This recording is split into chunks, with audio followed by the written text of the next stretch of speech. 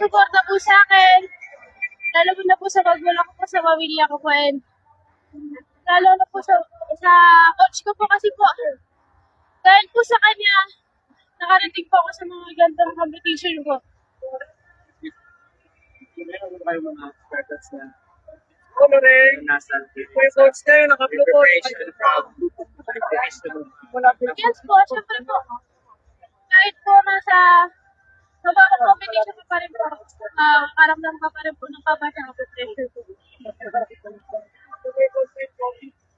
Ma'am, congratulations again, ma'am. Complete name? Darin Audrey P. Batalya. Thank you.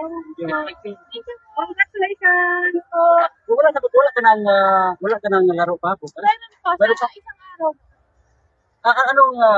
Anong kategory ba yan? 400 meters hurdles po. Pagkatapos nito, may pagpupusan na ka na naman, ma'am. Opo. Pero determinado o kano ka kampante o para bukas. Hindi, syempre po, hindi po dapat maging kampante kasi po meron po mga kalaban po na may mas malakas pa po. So, ay, pang-apat na po.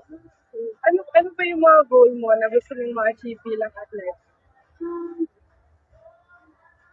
Gusto ko po makatulong po sa magulang ko po.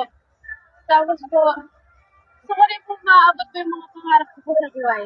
Ano yung trabaho ng mga goals? Yung mama ko po, housewife po, yung papa ko po, construction worker. Paano nga nag-start bilang isang coach? Nung elementary po ako, grade 4 po ako, inaya po ako ng pinsan ko po na mag-training. Tinuloy-tuloy mo. Opo. Congratulations. Ay, kung spirit sa kulo yun, ito naman.